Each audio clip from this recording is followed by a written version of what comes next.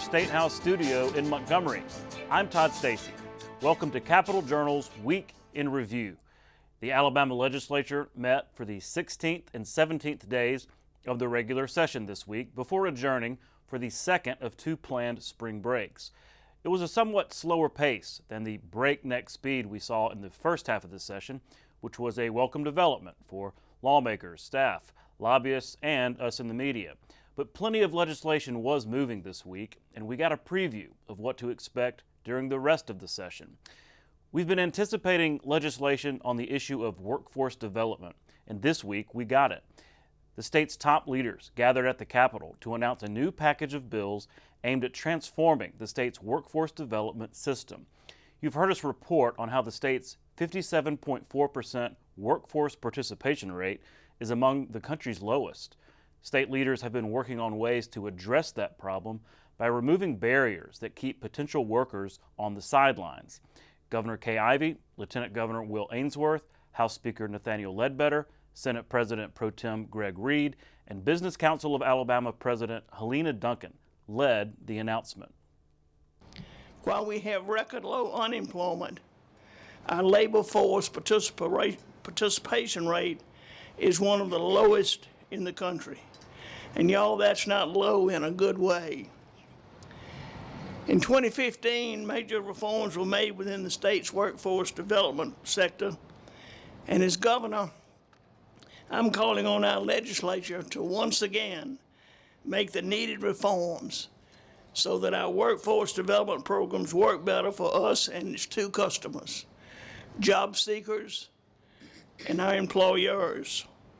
If we've got the best incentives in America, if we're doing things as a result of that package like the SEEDS Act, where we're adding sites and doing other things to develop our state and grow, the number one question that's going to be asked by those that are looking to come and invest hundreds of millions of dollars in Alabama is, how can you prove to me you're going to have a workforce when I get ready to invest in your state, and how can you allow me to understand that is going to be reality not only now, but 10 years from now and 25 years from now. We hear the fact that 43% of working age people are not working. They do not have a job. And some people say, well, they need to get off the couch and go to work, but it's not that simple. You know, when you got families with single moms that's got two kids and they're paying $30,000 a year for child care, there's a problem. And I think for us as leaders in the state, we have to try to fix those problems. And I'm excited in this package of bills that we're going to have one for a child care tax credit where families in our state can go to work and be productive for their communities. It's an ambitious package, to say the least. I'll sit down with House Speaker Nathaniel Ledbetter and Senate President Pro Tem Greg Reed later in the show to discuss this workforce issue in more detail. Also related to workforce, the House this week passed legislation providing paid parental leave for state employees. House Bill 309 from Representative Jenny Shaver would provide state employees 8 weeks of paid leave after having or adopting a baby. Shaver said her bill is pro-family and pro-worker. As we've been hearing lately and heard it again this morning about how low Alabama's workforce participation rate is and how hard it is for employers to find good quality employees and hire employees, and the state of Alabama hiring employees is no different. And as a matter of fact, we are at an all-time high over the past 2 decades in our turnover rate, which is currently over 15%. And the governor put together she commissioned a study group chaired by Treasurer Boozer to look at the issues surrounding hiring and retaining state employees. And the first recommendation they made concerning our ability to increase this was to offer paid parental leave. And so that's what this bill does. It offers paid weeks, 8 weeks of paid parental leave for state employees. That bill now goes to the Senate. For a look at other work done in the House this week, here's Capitol Journal's Randy Scott. The week starts with a flurry of proposals. Some House lawmakers say come as a result of direct communication from voters.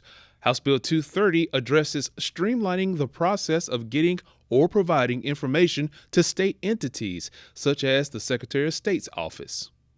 One of my constituents called me a couple of weeks ago, just very upset that as a small business person, he was having to go over, establish some more paperwork and do that report, and felt like it was an extra step that businesses should not have to go through. I want to thank you for bringing this and helping our businesses go through all the situation of going to keep their books up to par. So this will be a step that they don't have to write down.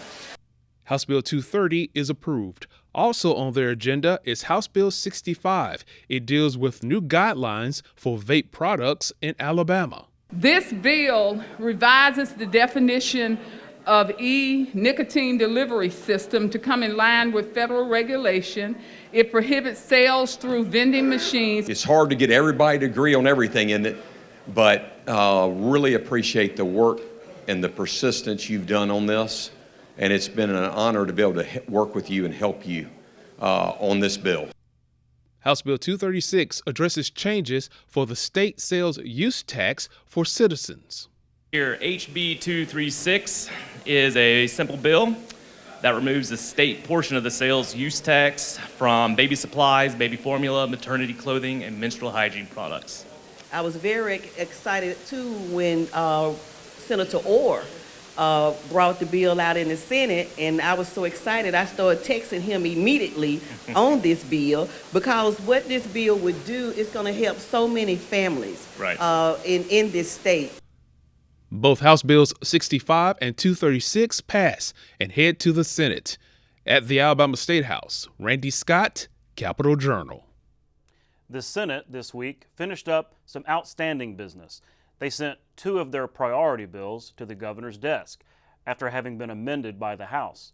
Senate Bill 1 from Senator Garland Gudger seeks to crack down on what Republicans term ballot harvesting by making it a crime to pre-fill another person's absentee ballot application. Supporters say this can happen in a mass basis in which people get mailed pre-filled absentee applications. Opponents say such instances are very rare and don't require a legislative solution. Ultimately, the Republican supermajority prevailed and sent the bill to the governor's desk. Is it a penalty for somebody to help somebody for free? Nothing. No, nothing. Somebody can take 1,500 applications by the time I got through this bill and go pass them out to all their constituents all over the state, okay? But when you get through, you cannot have that ballot application, not the ballot application. That's what we're talking about in this bill. Pre-filled with that person's name or what party affiliated with. There's a lot of pressure with some people that say, I want you to vote this way and give them an application. You can't do that. You have to have it blank. Senate Bill 129 from Senator Will Barfoot deals with diversity, equity, and inclusion policies, or DEI. It would prohibit certain public entities, including colleges, from housing DEI programs or offices. It would also prohibit the promotion of divisive concepts in schools and public entities. My interpretation, because of the way I would like to interpret it, is saying that, okay, a program can be put on, but it can't be a program that's exclusive for one segment. It may talk about one segment, it may talk about this, but anybody is open to anybody to come or who don't want to come. You know, if there's an event that is specifically designated for female, participation, that it's something that impacts females maybe more than males, there's no exclusion of males. Males are certainly welcome to come to that event, even though it's designated or it is, might benefit specifically women, but males are certainly able to come to that. Again, both of those bills were sent to Governor Kay Ivey, who signed them into law this week. Taking a look at bills moving through committee this week, the House Ways and Means Education Committee took up legislation aimed to allow Birmingham Southern College to access the $30 million rescue loan fund set up last year by the legislature. Lawmakers had concerns, though, and they offered amendments to put conditions on that fund. State Representative Cynthia Allman's amendment would require local jurisdictions, in this case the city of Birmingham and Jefferson County, to contribute a portion of their own resources. Because we know that counties and cities are struggling throughout the state of Alabama, and I'd hate for us to put an unfunded mandate on a particular entity, because many of our over 100-year-old institutions are located in struggling, poverty-stricken areas. So how do we account for that? Ms. Drummond, I would just say, the point is, if it's important enough, the whole reason I think we have established this program is to try to recognize the importance of institutions to our state and what they contribute. And so if it's important enough for the state to contribute, I think it certainly should be important enough for the local county or municipal government to contribute. Now, of course, they can, there's nothing to prohibit private individuals from donating money to the municipality or the county. Senate Bill 31 advanced as amended and now goes to the full House. The Senate Finance and Taxation General Fund Committee held a public hearing this week on legislation that would limit local property tax increases. Senate Bill 110 from Senator David Sessions would impose a cap of 3% for Class 2 properties, which are most homes, and 5% for Class 3 properties, which is farmland. Support for the bill came from the Alabama Cattlemen's Association and other groups who said it would help families avoid punishing property tax increases. Yet education groups spoke in opposition, saying it unfairly limits needed revenue growth for local school systems. On our farm in Macon County, we saw an assessment that raised it to almost 10% over last year. This is an unexpected height that's difficult to budget for. Applying a cap on property taxes for Class 2 and 3 properties is a great benefit to all businesses, including those in the cattle business. Because one thing you do that helps people hurts schools. The cumulative effect from 2023 and 2024 legislation for the fiscal year 2027, ETF would be $822 million worth of cuts. $822 million worth of cuts. I don't know where that money is going to be replaced from. We are capping the increases. We are trying to steady the growth, because there will come another 2008, people. There will not come another downturn. And what are these systems going to do when they're drunk on all this increase and all of a sudden they're going to start slashing? The Senate County and Municipal Government Committee met for a public hearing on legislation seeking to transform how the state's occupational licensing boards are managed.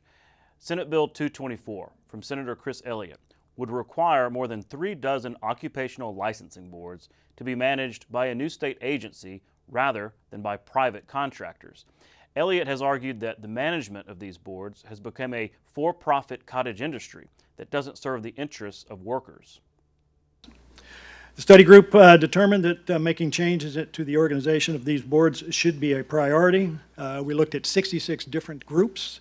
The study group also reviewed occupational licensing and regulatory boards for analyzing each board's purpose, structure, funding, budget, as well as sunset reports provided by the examiner's office. The review found numerous opportunities to increase efficiency and accountability. When people that are just the general public go to get their license, that emblem and the people that are representing that particular profession, whatever that might be, right? It doesn't matter if it's electricians, plumbers, pipe fitters, cosmetology, it doesn't matter. They have to get those licenses. And in the end, if those people, those boards, agencies, commissions aren't representing to the quality of the state of Alabama that this particular committee thinks, then we have an issue there. Now, having said that, it opened my eyes going through and seeing all of the different findings, how the money was being transferred.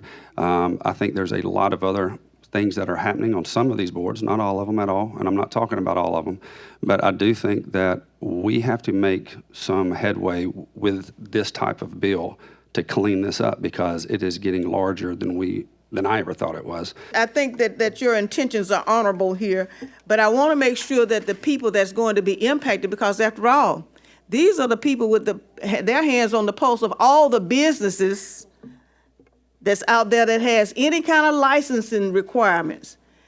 And they're the ones that's going to be taking this information back from what they perceived, and sometimes perception is reality. It's important to note what the bill is doing is consolidating the administrative functions of these boards, and so many of the folks here are board members, okay? And so this does not change the board, it doesn't change the regulations promulgated by the board, it does not change the makeup, the appointing authority of the board, or anything to do with a board member.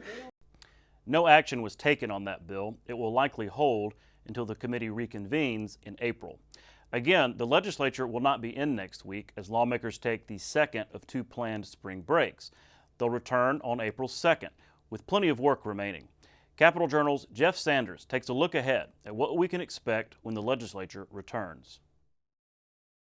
Mr. President. During their first 17 meeting days, senators grappled with a series of contentious bills spanning from a ban on ballot harvesting to the prohibition of diversity, equity, and inclusion, or DEI programs in state-funded institutions. Man, it was hard. It was taxing. You know, as I call all of the red meat bills, those bills that I have to say again, that doesn't move the needle in the state of Alabama.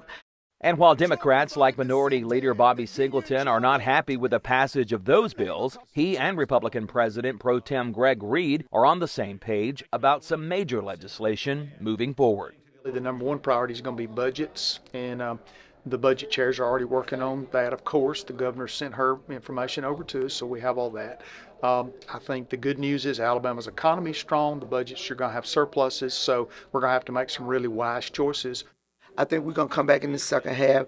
Bills like we introduce today, workforce and getting people ready for work. I think that's what Alabama needs to be doing. That's the kind of vision that we need to be focusing on, looking out of that windshield instead of our rearview mirror.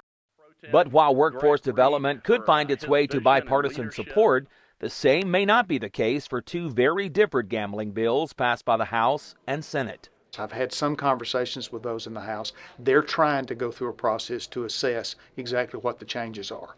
Those differences are substantial, as the House bill encompasses a comprehensive plan featuring a lottery, sports betting, and expanded Class 3 gambling at various locations statewide, while the Senate version omits sports betting and much of the Class 3 gambling, except for permitting the governor to negotiate a compact with a porch band of Creek Indians. Senator Greg Albritton carried the legislation in the Senate.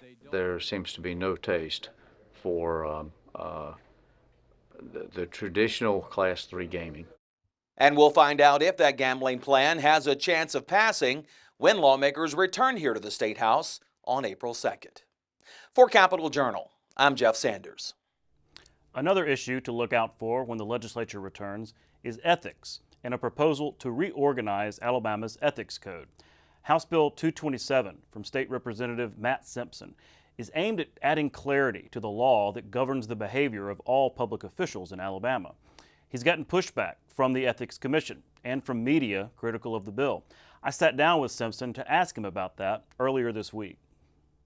The laws are so confusing and convoluted right now that nobody knows what they can do and can't do.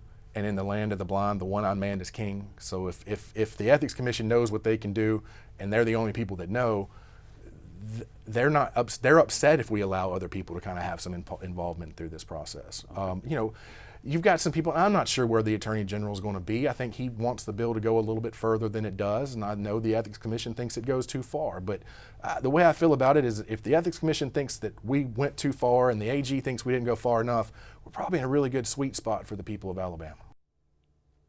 Presidents from the state's historically black universities and colleges gathered in the State House this week for a series of meetings and discussions about how to best promote the unique value of their institutions to the legislature. They're making sure the governor and all lawmakers are aware of the HBCU story and what they have to offer. So this is an opportunity, you know, as Alabama, the state of Alabama goes, we have the largest number of HBCUs in the country. So this is an opportunity to bring together all of our HBCU presidents, public, private, 4-year, 2-year institutions, to really talk about what is going on in the state from a legislative standpoint and a policy and legal standpoint, but also to talk about ways that as these institutions, they can collaborate. So HBCU Cares is a consortium of all of the HBCUs in the state, and what we do is work with those HBCUs for them to collaborate on grants, on legislative priorities, on program initiatives for their students. Governor Kay Ivey this week got an early start to the Easter season by hosting the 5th annual Magic Moments Easter Egg Roll at the Governor's Mansion. Magic Moments, founded in 1984, offers Alabama children diagnosed with chronic, life-threatening illnesses the ability to live out special experiences. For the governor, it was a chance to remind Alabamians of the significance of the Easter season. The message of triumph over death is at the heart of Easter, reminding us of the profound love and sacrifice of our Savior Jesus Christ. As we witness the miracle of the tomb, of the empty tomb, we are filled with hope and joy, knowing that He has conquered death and offers us the promise of eternal life. And through acts of kindness, compassion, and forgiveness, may we honor the legacy of love Jesus left us, surrounded by our friends and loved ones and family and new friends. So today, let's remember the blessings He provides us while, of course, having a little fun along the way. This week also saw the Battle for Goat Hill. That's the annual legislative softball game pitting the House versus the Senate. With tensions running sometimes high in the State House, the game offered lawmakers and staff the opportunity to blow off some steam and have a night of fun and fellowship. The game began with a special video message from U.S. Senator Katie Britt, also supporting her husband Wesley, who was a special guest of the House. Alabama Power presented a $10,000 check to the Big Oak Ranch, founded by the family of former Alabama quarterback Brody Croyle, who himself played for the Senate team. I think that was him there. In all, the event raised more than $40,000 for the Big Oak Ranch. The Senate had some good hits early, but this game was completely dominated by the House. The big hitters for the House were Representative Chris Blackshear and Representative Kelvin Lawrence. You see them there. Their offensive performance led the House to a 13-1 victory. Look at that. That was a triple that Blackshear hit. He was actually named the MVP of the game, and I joked earlier that the way he was hitting, he may have been taking out some frustration with the Senate over what they did to his gambling bill. But a lot of fun, and that's the hit that sealed it. That's the catch that sealed it. So let's get some more reaction from the field. And it goes to Representative Chris Blackshear.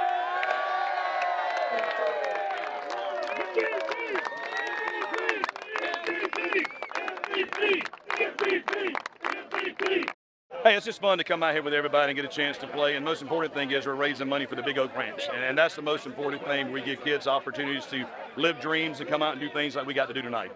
It was well deserved, though. They've been ragging pretty hard all week. We just kind of sat back and let it happen.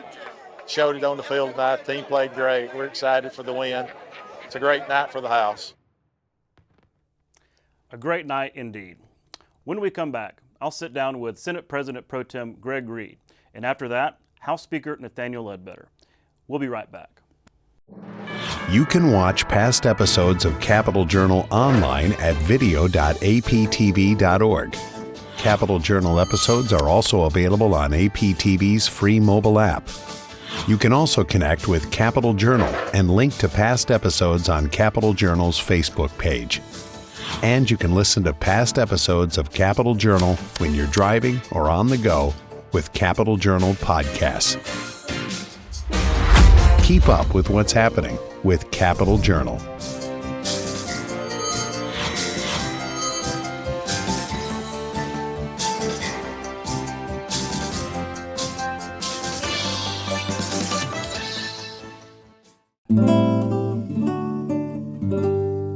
The USS Alabama is a World War II-era battleship that first served in the Atlantic Theater, but was better known for helping to take Japanese-held islands in the Pacific between 1943 and 1945. During the Battle of the Philippine Sea, the Alabama's state-of-the-art radar alerted the fleet to incoming aircraft, providing the Americans enough time to scramble fighters and decimate the attacking force. Later, the Alabama served during the Battle of Leyte Gulf and anchored in Tokyo Bay to unload Allied occupation forces. In 1964, the state of Alabama took possession of the battleship. Alabama school children raised $100,000 in nickels and dimes to help bring the ship to Mobile and create Battleship Memorial Park. The park features the Alabama, the World War II-era submarine USS Drum, and an American military aircraft collection. Battleship Memorial Park is one of the state's most visited attractions. Welcome back to Capitol Journal. Joining me next is State Senator Greg Reed from Jasper, President Pro Tem of the Alabama Senate. Mr. Pro Tem, thanks for coming on the show. Thank you, Todd. Always a privilege to be with you. Well, we're a little more than halfway through of the legislative session. Y'all had 17 of the 30 possible days. So I wanted to catch up with you. It's been a kind of a really busy,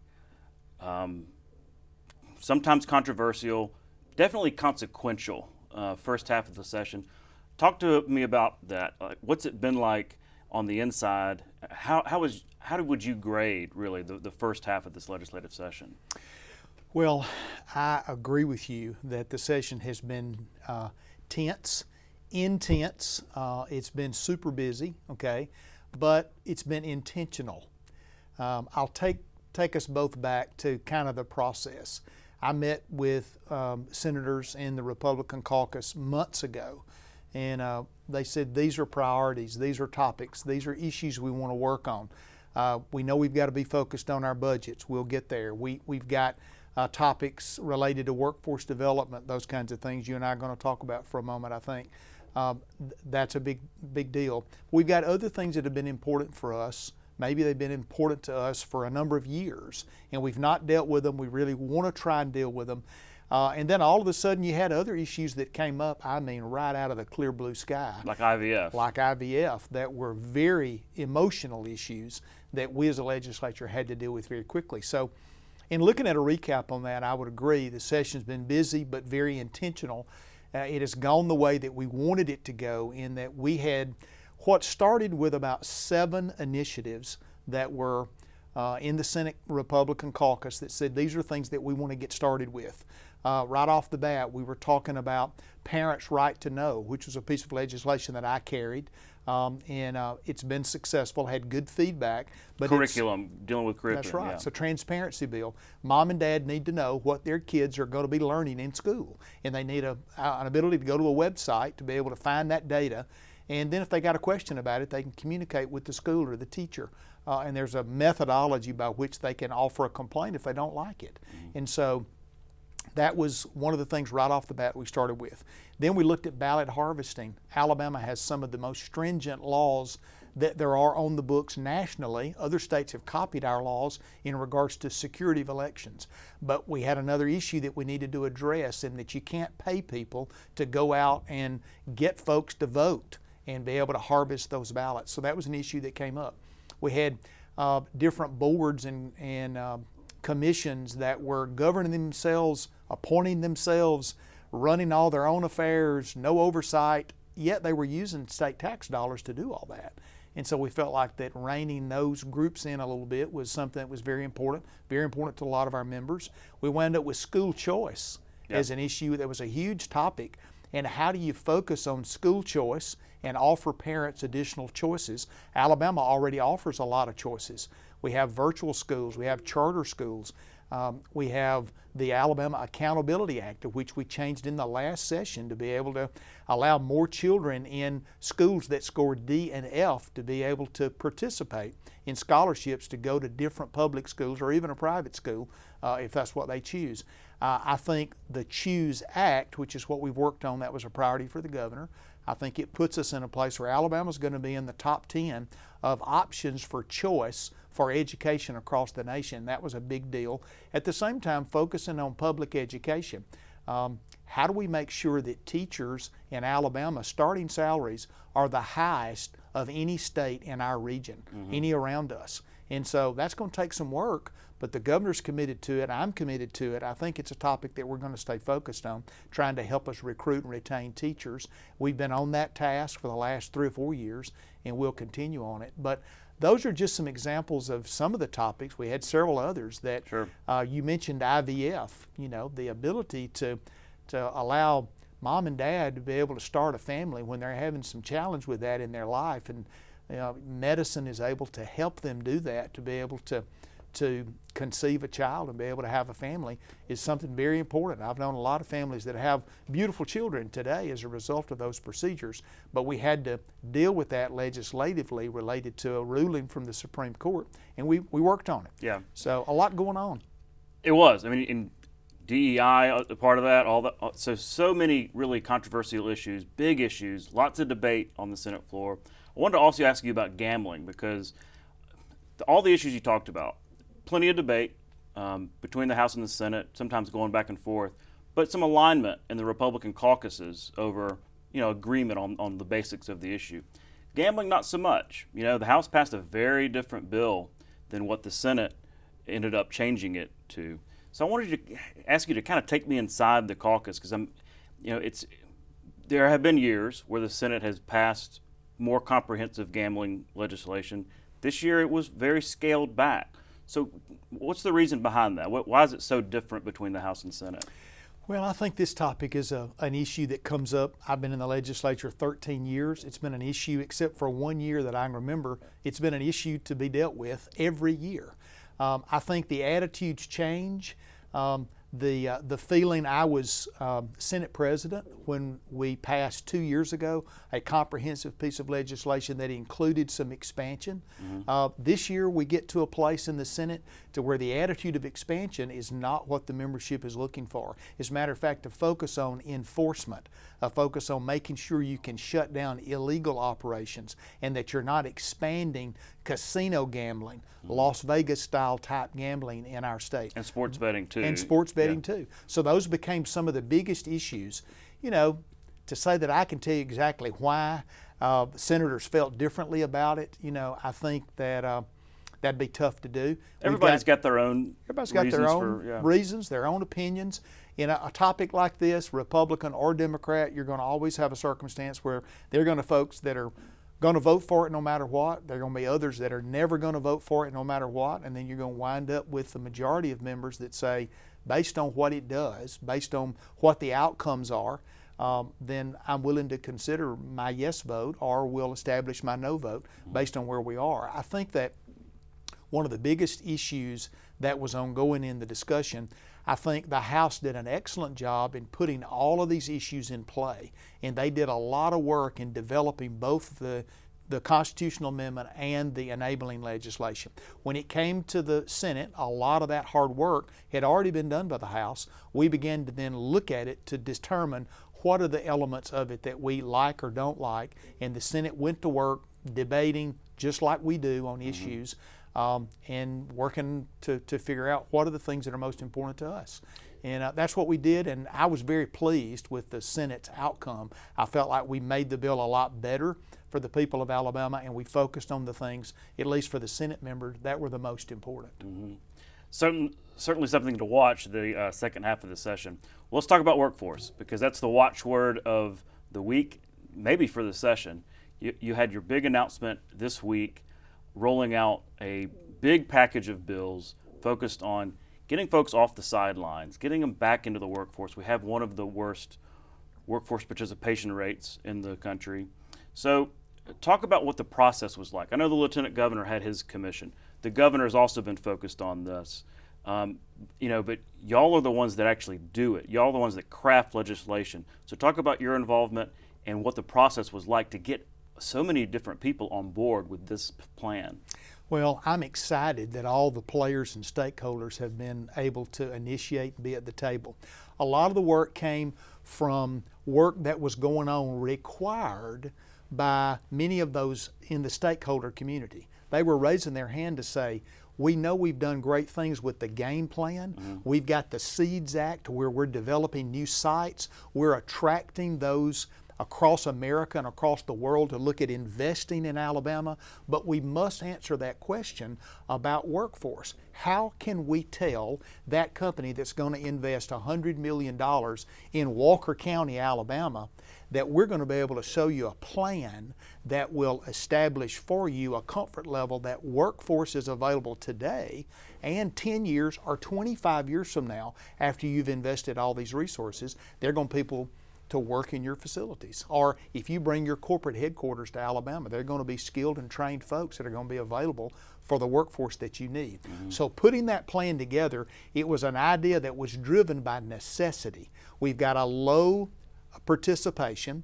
We have low unemployment, which means we've got a lot of folks that aren't working. If we can give them better training, better opportunities, or they're going to be in a place to where they can contribute to the economy and we all win. So that attitude has been one that permeated. Now, once you go from that as the overreaching theme, step down to the next level to say, all right, if we want that to apply, how are we going to have to change, eliminate, knock down boundaries, work together? What are the things we're going to have to do to keenly focus all of our efforts on workforce development, economic development, training, in a way that we're not duplicating any efforts. Efficiency has to be the maximum focus. So we've got issues now at this next level of these particular legislative items that bring together groups of stakeholder groups, industry groups that say, hey, we want to tell you these are the kinds of workers we need. These are the trainings that are important. And then the two-year college folks and the advanced college folks are able to step up and say, all right, we're willing to help offer those kinds of outcomes for those that are going to be trained. Would there be a good idea to have a central focus as a cabinet member to focus on pulling all these efforts together, not only statewide but also regionally? What we need for workforce training in Huntsville is very different than what they're going to need in Opelika, or very different than what they're going to need in Washington County in the chemical industry there. So we need to make sure that we're focused on our efforts. We've got some positive ways to be able to do that in some of these elements. And I think you'll hear a lot more about the details of how they work. One of the things that I think is the most interesting, just a common sense thought, can you give a kid in the 12th grade that's going to graduate from high school, can you make a commitment with that child and their parents to say, you want to be a machinist, and there are huge opportunities. In the 9th grade or the 10th grade, we can put you on a path working in career tech, dual enrollment with the local junior college, for instance, put you in a place to where you can get the kind of outcome that you're looking for, to where those jobs are available, certificates are there, you're 18 years old, you have no debt, and you're ready to go to work with a big job down the road. I mean, those are the kinds of things we need to be thinking about. So in this package, they've identified that idea as a new diploma, that a kid can get a workforce diploma, which means they spend their time focusing on what they want to do in their career, and they're off to the races earlier in the process, and that's great for the economy and great for their family. Certainly a paradigm shift from what we were thinking 10, 20 years ago in terms of, thinking everybody's got to go to college or something. No doubt. Speaking of specifics, you're going to carry the Alabama Growth Alliance Act. It's a broad and ambitious plan. Tell me what this does. It's a public-private partnership idea that brings together legislative leadership, the governor's office, brings together industry leaders that are going to be offering a lot of advice. And so you've got a team in a public-private way that is able to offer information of what does the plan need to be and how are we going to be accountable. So if there's a focus on workforce development and we're trying to be efficient with the use of all of our resources and we're putting these other elements in place, are we going to have an advisory team, a group of counselors, if you will, to help understand from a public perspective and a private industry perspective, are we making the right decisions? And so that's the crux of what we're trying to accomplish with this particular portion of the legislation. So we can expect these bills to kind of start moving when y'all get back in April? Yes. Okay. Many of the bills were introduced already, so the goal was members would have an opportunity to be able to read them and study them and understand more about them, come up with questions and thoughts if they have them now. And of course, legislators do. That's what we want them to do, is look at the bills and be comfortable with them. But then after we come back from the break, we're going to be ready to really focus on this as a priority. I did notice that the legislation includes Republicans and Democrats. That kind of was the same thing with the game plan. How important is it to be bipartisan when it comes to big ticket items like this? Listen, there are issues that are conservative issues, are liberal issues, and we all know many times what those are. But the vast majority of the things that we deal with in the Alabama legislature, the vast majority, are things that are Alabama things. This is not the right or the left. This is right down the middle of taking care of people, providing them jobs, growing our economy, positioning ourselves to where Alabama can be the best place to live and work and grow and have a business. I mean, so those issues, everybody comes to the center of the room and gets busy on working on things that are going to be positive for Alabama. It just happened in the Senate chamber today. We slowed down and stopped some of our motion in what we were doing today so that members, Republicans and Democrats, were standing in line to co-sponsor these pieces of legislation because they knew how important they were, and it wasn't a Republican or a Democrat issue. It was an issue that's good for Alabama, and everybody wants to be at the table and should be. Don't see that a lot in Washington, so it's a breath of fresh air when we see it here.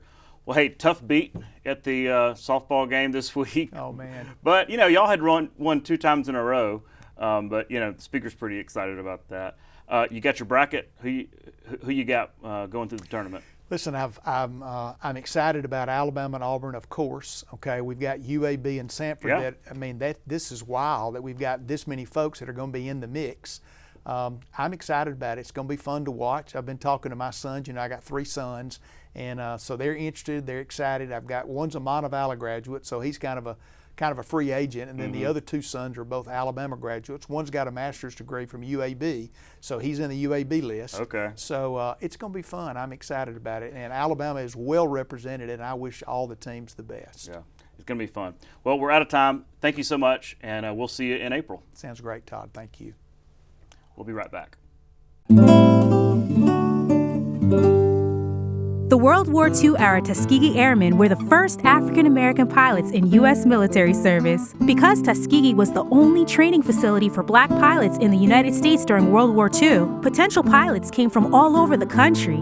The first African-American flying unit was the 99th Fighter Squadron, which deployed in the spring of 1943. The 99th earned a Distinguished Unit Citation, flying missions against enemy targets over Italy. The second flying unit, the 332nd Fighter Group, flew several successful bomber escort missions throughout the war. Its P-51 fighters had distinctively painted red tails, earning the unit and its planes the nickname Red Tails. In 1948, President Truman issued an executive order mandating the racial integration of all military services. The way was paved by the Tuskegee Airmen of World War II, and in 2007, President Bush collectively awarded them a Congressional Gold Medal. You're watching Alabama Public Television.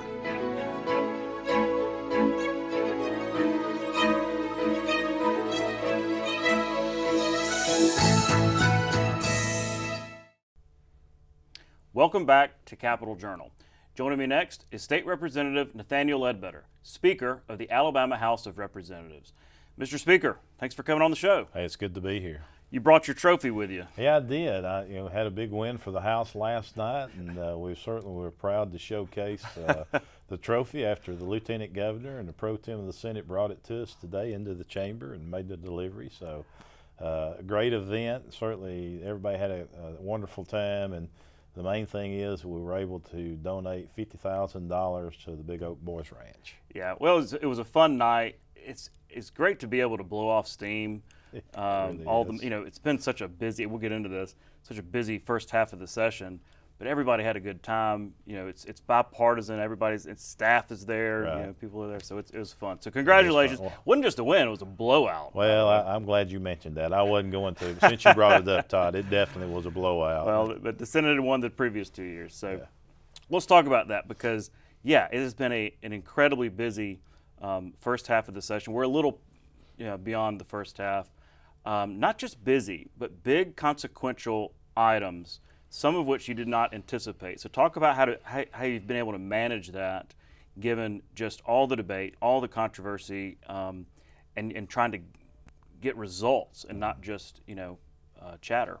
Well, I think one thing we first started before the session, the pro tem and I had met and got together and tried to kind of lay out what the first part of the session would look like, and we knew there were going to be a lot of heavy lifts, and there were, but we've been able to pretty much accomplish all of them. And I was kidding him during the weekend, let's don't do this again, let's don't put this much on the table. But I think for the state of Alabama it was good, and we moved a lot of legislation to give safety and voting, the making sure that some of the things we didn't see coming. Of course, IVF was one of those, and it seems like there's always something that springs up that you don't expect. But I think the Senate and House handled it very well. Within 5 days, we had it on the governor's desk to be signed, and now families can continue with their process and hope to have families. Mm-hmm.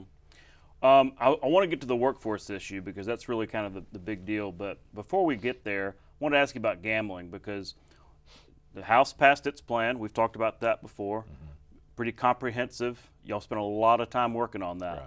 Went to the Senate, came back very different, very scaled down. And I've talked to some House members that are disappointed by that. Mm-hmm. And so the ball's now back in the House's court. What can we expect? I mean, I guess there's not maybe a decision yet, but I guess the choices are concur, non-concur, go to conference. I mean, what's the conversation like amongst the caucus right now? Yeah, I mean, the thing about it is, of course, the two chairmen, being Chairman Witt and Chairman Blackshear, have worked some on it already, and they're looking at what all the possibilities are. And, we will continue to do that and study it, and at some point we'll certainly come back to it. I think, like you said, they'd worked on it for over a year and visited numerous counties in the state and seen the illegal operations going on. So we talk about it being a scale back, which it is somewhat scaled back, but it also creates facilities legally in those counties that they were talking about putting the casinos in. So, I mean, it's not as scaled back probably as some would think, because of the fact that those facilities are going to be open there, whether they're casinos or whether they're existing facilities. So. Mm-hmm. So kind of grandfathering them in a little bit? Yeah, I think that's more what they thought about doing. So we'll look at it. We'll continue to study it, and in due time we'll have some results. You say due time, and I think that's important because a lot of people, I mean, we even had like media coming from across the state expecting a snap decision of concurrence or non-concurrence. Sounds like you're going to take your time. Well, we are. I think it's the best. It's a big decision, and people want to vote on it. There's no question about that, overwhelmingly. But I think from our standpoint, we got to get it right too. And there's been so much work put in it by the committee, and I commend them for all their hard work. And it's like we heard you say earlier. Most of the time the comprehensive plan was coming out of the Senate, right? And this is the first time the comprehensive plan's come out of the House. So it's new ground for us for sure. And so we'll see what happens. Mm-hmm. Yeah, it's all about counting votes and what can pass, what can't, and we'll be watching that. Well, let's talk about workforce. This is kind of we've been anticipating this for a while. Mm-hmm. The governor's been talking about it. Lieutenant Governor had his commission, which I was really impressed, by the way. You have these commissions coming along every now and again, and sometimes they're not very substantive. This really was, and I think speaks to the quality of the people he had on there. But y'all had to put the rubber where it meets the road in legislation, talking about how do we get folks off the sidelines back into at least looking for jobs and eligible to work. I wanted to specifically ask you about a big issue on child care. That's been a big barrier, right, for some folks reaching the workforce. Talk about the conversations behind that piece of legislation and what we can expect. Well, labor participation has been a problem in Alabama. And even though we have unemployment of 2.8%, the reality of it is we got 43% of working age Alabamians that's sitting on the sideline. And I'm not one of those that, if you look at the problems across the state, and we've got data, and certainly we're able to look at that when we put a committee together early on to study it. Reed Ingram chaired that committee. I think they did a great job, come up with a lot of things to look at. Of course, child care was the number one focus. And once we got to really looking into it, I mean, there's a lot of families across the state that they can't afford to pay for child care. I mean, you think about having 2 kids. If you're a single mom with 2 kids, child care is probably going to cost you somewhere in the neighborhood between $25,000 and $30,000. So you think about that. If you're spending that kind of money on child care, you're going to have a job of substantial means to be able to not stay at home and stay with your children. Yeah, that is a salary for some people. It is. It absolutely is. So I think, that was important, and the more we dug into it, that would make a difference, I think, in our workforce participation. Over 85,000 families today need some type of child care in the state. So if we can look at fixing that and maybe making it better, I think we'll see our numbers improve, and that's our goal, is to continue to improve those numbers. And of course, it just worked out perfect with the Lieutenant Governor and what they've done, and it fit very well. So we were able to put that in there along with the housing credits to help with the package, and I think we've got a really strong package. I think one thing I'm really proud of is, after the game plan last year, we come back with this one, and now Alabama ranks number 6 in the country of business wanting to move to, and I strongly believe if we continue to work on that process, we'll continue to see that kind of growth. Mm-hmm. Yeah, on the child care part, I mean, you even see Hyundai starting their own child care program, and this would just be an incentive for other manufacturers and other businesses to start their own child care opportunities. You mentioned housing. So this is something I didn't really anticipate. I would never have known that housing is an issue as a workforce issue. Representative Allman's got this bill. Explain why, what's the sort of basis behind it, and what can we expect? Well, I think some of the things that we can look at, we had a tremendous amount of success and growth because some of the packages and some of the companies have moved into our state and took advantage of them. And in doing that, the growth we're seeing in some of our counties, the affordability for housing's got tougher. I mean, if you look at Madison County, or if you look at Mobile and Baldwin County, where the growth has been so strong, housing has got really hard to afford. So the thought of this is to come in with some housing, do a private-public partnership where we offer an incentive for them to come and build housing. And so that's kind of what we're trying to do, and so we'll look at that incentive. I think we've got a bill ready to go. Like you said, Representative Allman's going to be carrying it. And to me, with everything that the Lieutenant Governor done, his committee, it just fit pretty good with trying to create the workforce and also to get the underemployment back out there. Mm-hmm. Well, just looking at the press conference this week, I mean, you got basically every top leader in the state of Alabama. You've got some of the top industries in the state.